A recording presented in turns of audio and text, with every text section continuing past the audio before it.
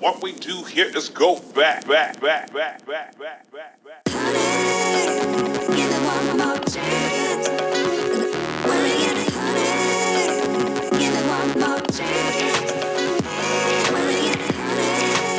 Prepare yourself for the clash of punk rock, politics, and your uncensored, unafraid host, Remso W. Martinez. You are about to experience the Remso Republic.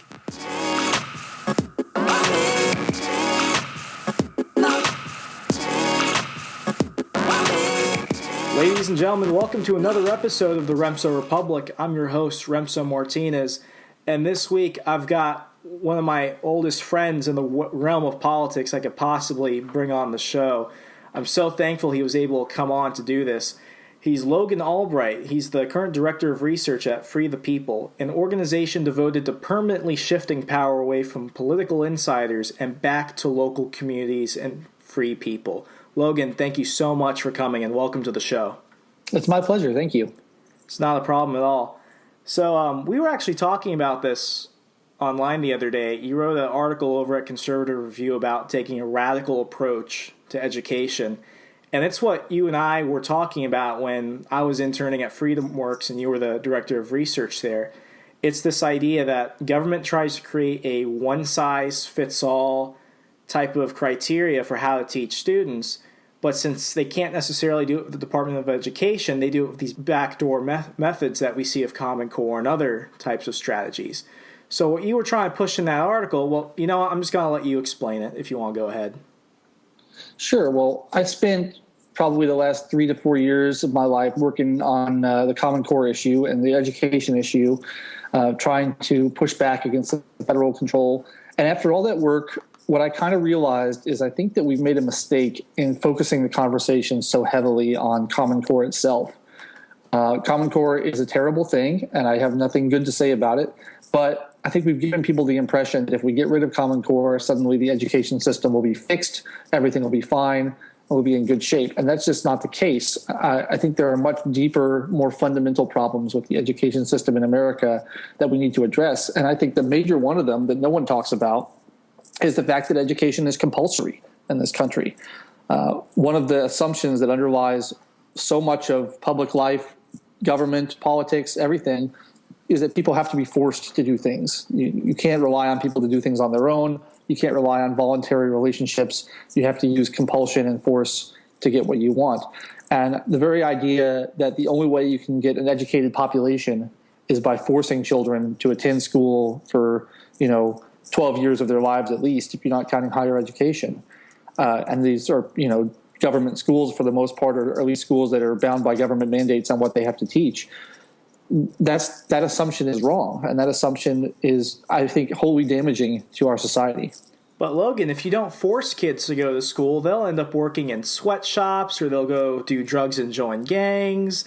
They won't be productive citizens. That's the type of argument you hear from a lot of people. Yeah, but anyone who spent time around children knows that that's not true. And I'll use myself as an example because I never went to public or private or religious school. I was homeschooled in a variety of homeschooling called unschooling, which I think is the most libertarian form of schooling out there. And basically, it assumes that you don't need to coerce children to learn. Children are natural learners. They're going to learn on their own. They're going to pursue their interests. And that's what me and my sister did from birth to age 18 when we went to college. And we are working in highly professional jobs. We both have master's degrees. We're both very well educated because we weren't forced to learn things we didn't care about. We were allowed to learn things that we were interested in. And I think that if you spend time with young children, 2-year-olds, 3-year-olds, 4-year-olds, they have an appetite that can't be quenched for learning. That's all that they want to do is figure out how the world works around them. And it's when you put them into these institutional settings where they have to be indoors 8 hours a day and they have to be concentrating on things that they don't care about and they're not interested in and they're not ready to learn, that starts to kill some of that desire to pursue knowledge. And they start to perceive learning as a chore rather than as something to be enjoyed. No, you're absolutely right. Now, from my end, growing up a military brat, I was homeschooled, I was private schooled, I was public schooled. And, I was able to get a bit of that flavor growing up as a kid and a teenager. And what I saw was, even though I was not the world's best homeschooler, I tended to do more scholastically than I did when I was in public school or even private school. It's because, I did the work that I had to do according to the curriculum that my mom was teaching my brother and I. But when it came to things such as science, technology, mainly history and other things, I took a lot more of an interest in it because it was my passion. Because of that, I was able to go on, field trips with my family. I was able to delve into things and learn more. I actually made myself take free online classes so I could learn more about things. It's this idea that when we're driven by our passions, we benefit more. We put out more into the world and what we're doing than what we're taking in. And you don't see that quite often in public school. If anything, it's like what you said. We're going to stick these kids in a jail cell-like classroom for 8 to 10 hours. We're going to we're going to force them to learn things that they're not interested. And then we wonder why kids aren't doing as well academically. Yeah, I just got the new edition of David Friedman's book, The Machinery of Freedom. He's Milton Friedman's son. He's an anarchist, and he has a chapter on unschooling in there. And he makes the point that the assumption behind public schooling or any kind of formal schooling really is that there's one set of knowledge. There's a lot of knowledge out in the world, but they're assuming that there's one subset of that knowledge that everybody needs to learn and it needs to be identical across everyone. And I just think that's an indefensible assumption to make. There's so much you can learn out there. And when is the last time you had to divide a fraction by another fraction? When is the last time you had to learn what you learned by dissecting a frog in school? When was the last time I had to recite pi to 20 million different places? Exactly. This stuff may be interesting and you may want to pursue it on your own, but there's no reason to assume that every child in America has to learn this stuff. If they don't care about it, then they're not into it. Yeah, I mean, you're exactly right. Just looking back at the founding of our country, I was reading Alexander Hamilton's biography. Scholarship to King's College. I probably shouldn't brag, but dad got amazed and astonished. The problem is I got a lot of brains but no polish. I gotta holler just to be heard with every word. I drop knowledge. I'm a diamond in the rough, a shining piece of coal, trying to reach my goal. My power of speech unimpeachable. Only 19, but my mind is older. These New York City streets get cold. I shoulder every burden, every disadvantage I've learned to manage. I don't have a gun to brandish. I walk these streets famished. The plan is to fan this spark into a flame, but damn, it's getting dark, so let me spell out the name. I am the ALEXANDER. We are meant to be a colony that runs independently. At one point, I mean, the guy, his father left him when he was born. His mother died when he was barely a teenager. He went to go live with his cousin who shot himself. And because he had to struggle to live, he ended up learning a trade. He ended up becoming, I think it was a ship captain when he was 14. He was drawing maps when he was 17. And by the time he was 21, he was founding a new nation. It's this idea that, we've got to let people be free to go out and do things. And sometimes, and I think a lot of adults with young kids are terrified when they hear this, but I think the best education you can get sometimes is from actual work. It's from learning a trade. It's from going out and learning how to be a productive citizen. And as you get older, you go ahead and maybe you can dive into a certain topic, or you can go get a liberal arts degree or whatever. That's a great point, I think, because learning a trade or something is learning by doing. You're learning the applied skill before you learn the abstract concepts behind it, which is the way you learn things in real life. You learn, how to build a chair before you learn the basic principles of carpentry or whatever. Whereas the way they do it in school is they try to teach you the basics first. They try to teach you all the we'll teach you what all the letters sound like. We'll teach you phonics, and then you'll learn how to read. But the way children learn how to read if they teach themselves is they start by reading books, and then they figure out the phonics later on. I learned this myself when I started studying foreign language. I always was what they call a bottom-up learner. I always liked to understand all the pieces, all the mechanics of how a language worked, and then put them together into different pieces. And I was always kind of progressed slowly doing that, but I liked it. And then later on, I learned that that's a really inefficient way to learn a language, and that the way you learn your first language, the way you naturally learn, is if you're immersed in a language. You start to pick up snatches of it. You learn words and phrases here and there, and then only later you imitate those, and only later do you start piecing them together and figuring out the grammar of the language and figuring out why certain words mean certain things and what the phonics are. You learn from the top down. That's the way people naturally learn. But the way they try to force you to learn in school is from the bottom up. Yeah, so, Logan, you're the one that taught me a majority of what I know about education reform. So for our listeners out there who are kind of on the same page as us, they agree with what we think education and the way it's done in the country should be done. What are some of the arguments you hear against these types of proposals, this decentralization of education?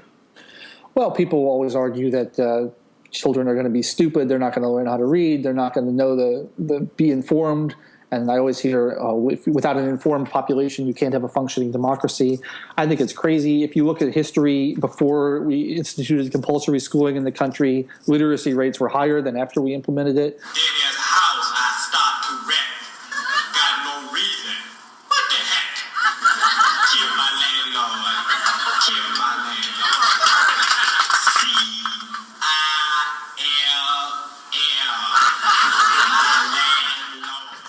I just don't think it's true. And from my own experience and from looking around, the other thing you hear a lot is that, well, if children are educated at home, they're not going to be socialized. They're not going to learn how to function around other people in the real world, which I think is also crazy, because what is a better model of the real world? Is it the kind of people you experience when you're out in the world as a homeschooled or an unschooled student, dealing with other adults, dealing with teachers, dealing with your peers, dealing with older children, the families in your neighborhood? Or is it being crammed in a classroom with people who are exactly your own age and one adult, the teacher, and not allowed to talk all day long?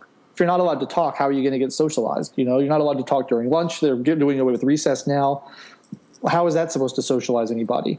Whereas if you're at home, or if you're out in the world learning real skills by doing things, by working, by volunteering, by doing whatever, you're around real people that you're going to encounter in the world. I think that's a much better conditioning exercise. Oh my gosh, she just reminded me, I think it was my sophomore, maybe junior year of high school, what my teachers were instructed to do was, if we were on the side of the building where our classroom had a window, they were told to cover the windows with posters or something like that, because the outdoors was too distracting for students.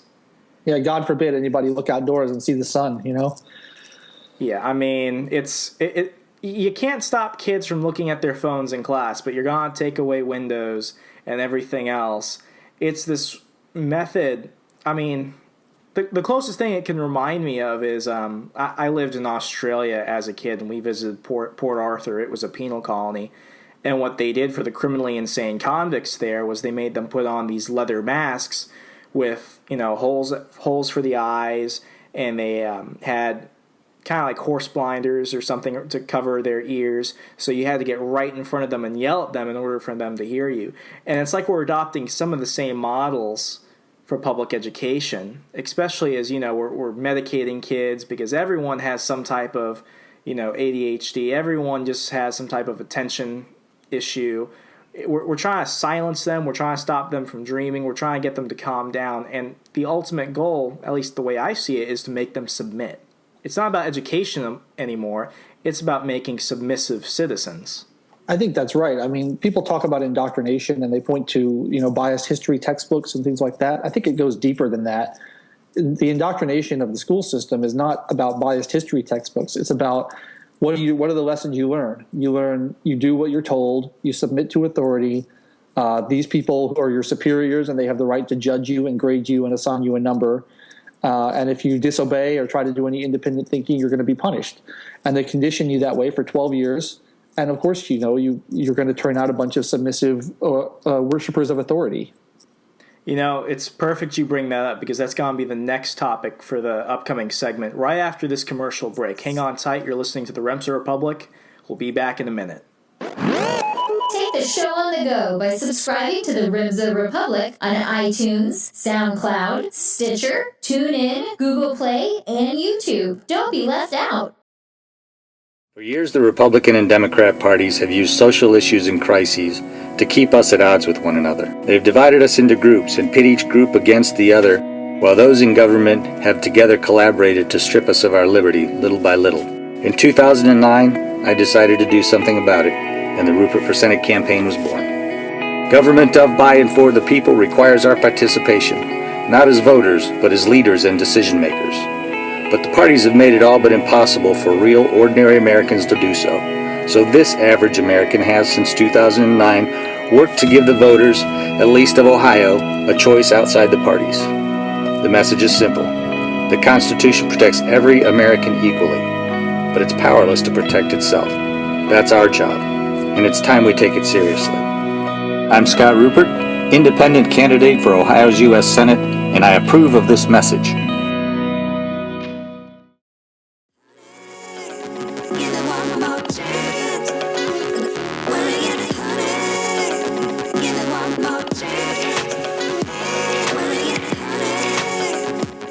Folks, welcome back. I'm Remso W. Martinez with our special guest from Free the People, Logan Albright. Logan, in our previous segment, we finished off with this idea of revisionist textbooks, whether it's history, whether it's global warming and science. Is that a product of something that the government is pushing or corporations pushing it? Where is the revision coming from? I think that bias is inevitable. And so what you want is maximum choice and maximum diversity of opinion.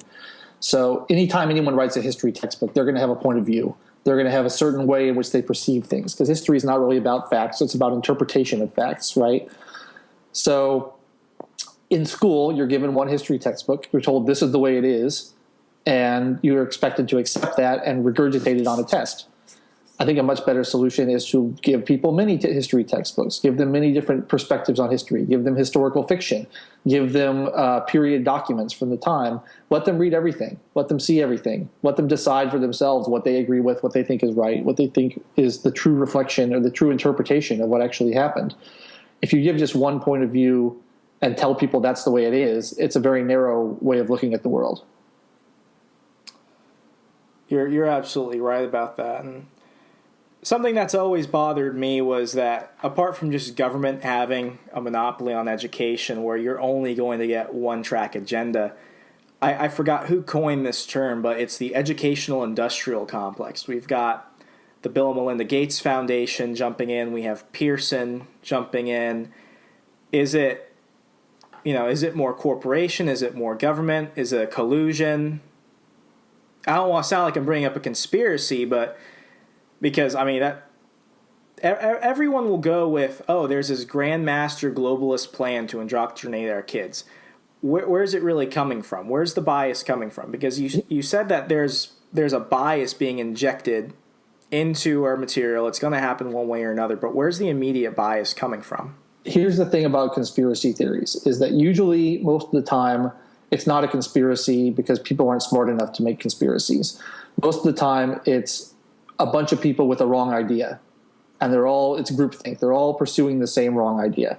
And in this case, we're all pursuing the wrong idea that we need to measure our kids and test our kids and make sure they're performing better than the kids in other countries. And if they're not, by God, we got to test them harder and keep them in school longer and keep pressing them harder and make them better than the kids in other countries, which I think is a baffling idea in the first place. Because we don't do that with other professions. There's no standardized test for musicians to make sure our violinists are better than the China's violinists. There's competitions you can voluntarily engage in, but there's no standard test for artists or authors or any other profession you can think of, so that we know how good our professions are compared to those of other countries. And yet we have this compulsive need to test and test and test and test our children and compare them with those of other countries and say, are we falling behind? Are we going ahead? What would really happen to society if we stopped doing that? Would anything change? Would anything be worse? I don't think so. I think it'd be fine. And you asked about bias, where it's coming from. Well, it's coming from everybody. Everybody's got bias. Everybody's got their own opinions. Everybody's got their own way of viewing the world, which is what bias is. It's just your interpretation of the world. And so you can't eliminate bias, but all you can do is try to balance it out by exposing people to as many different viewpoints as possible. Okay, I like your answer for that, because I was afraid from my end that I was going to start coming off, Jesse Ventura, Alex Jonesy. You know what it's like to go to sleep every night knowing you work for a bunch of psychotic killers and you bastards are probably going to end up killing me one day? You know what it's like knowing you've ruined my life? You know what it's like, you sons of bitches? I'm tired of your crap! You commit evil, you're part of an evil system, and we're standing up against you.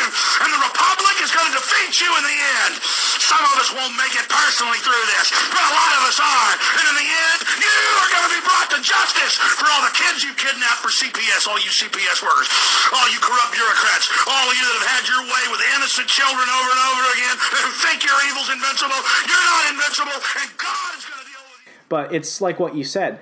We all kind of can tell that this is happening. I remember a few years back, Tea Party activist Becky Garrettson went before a school board meeting and read from one of the new Common Core textbooks. And the stuff that our kids were being taught was the Founding Fathers are racist. The dropping of the atom bomb on Hiroshima and Nagasaki was just the worst thing that could happen, even though by dropping it that early, we saved millions of lives, both Japanese and American. We're taught that America is inherently racist. And then for the supplemental reading material, the short stories they were given had to deal with pedophilia and other disgusting things that parents weren't taught about.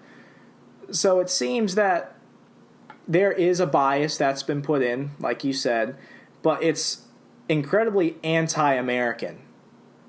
What's the worst case of revisionism you've seen the past couple of years? Well, I've never set foot inside of a public school, so I may have a hard time so freaking lucky coming up with specific examples. But I think the examples you gave, there are actually legitimate debates to be had there. We could talk about the relation of race to the Founding Fathers. We could talk about whether or not dropping the atom bomb on Hiroshima is a good idea or not. But the problem is when you're presented with only one viewpoint and that's taken as authoritative, and you have to believe it because your teacher says so, and if you don't agree with them, you're going to get an F on the test.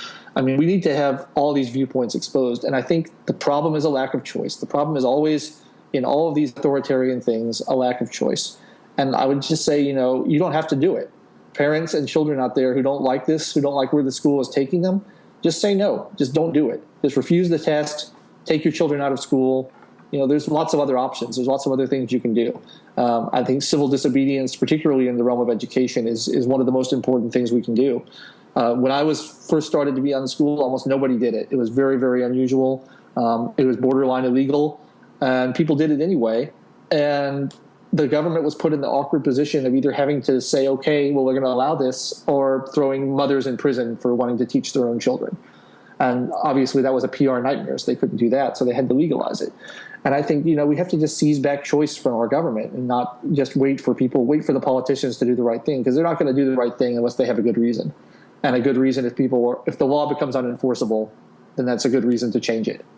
You're absolutely right. And, the buzzword that you keep throwing out there is choice. As libertarians, the biggest thing that we push for are free markets. And we seem to have that, even though I'm not saying we live in a truly free market in the United States, we still have a large abundance of choice, whether it's, what food we have, whether I want to take a taxi or whether I want to take an Uber. And I don't think conservatives push this enough. It's this concept that if free markets and competition make things better, why don't we bring more of that to education? Because the state has a complete monopoly on education. Well, actually, let me take that back. It's not complete.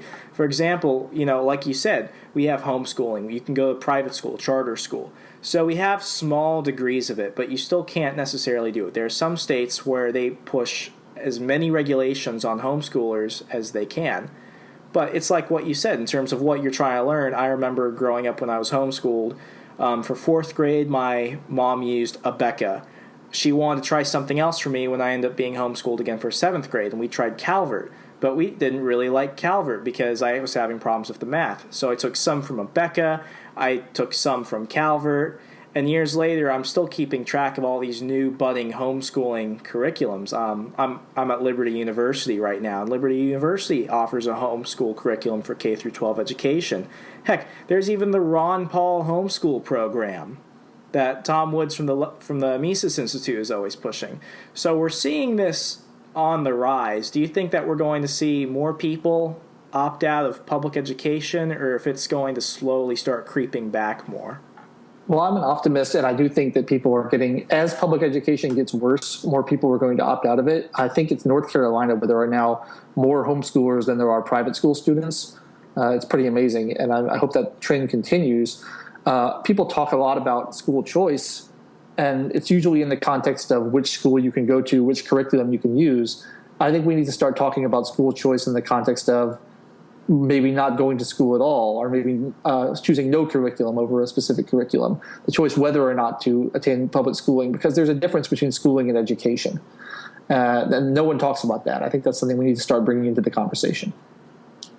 You're exactly right. I agree with you on that. Real fast, we're going to take a quick commercial break. When we come back, we'll finish off with the lightning round during the last couple minutes of the show. You're listening to the Remso Republic. I'll be right back soon. Hang on. You're listening to the Remso Republic. What's our problem with messaging the ideas of liberty? Is it the ideas? Is it the people?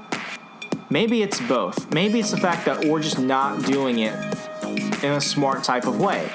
This is where the Libertarian Youth Caucus comes in. The Libertarian Youth Caucus represents the millennial wing of the Libertarian Party. They're trying to expand the party base while finding new ways to communicate simple, timeless principles such as open minds and free markets. What we need to know is how to find the next generation of voters and make them vote for liberty. We can have a smaller government and a freer economy in our lifetime. And I believe that if we want to help invest in the Libertarian Party, the best way to do so is with the Libertarian Youth Caucus. Learn more about them today at lyc.silkstart.com. That's lyc.silkstart.com. This message is approved by the Libertarian Youth Caucus.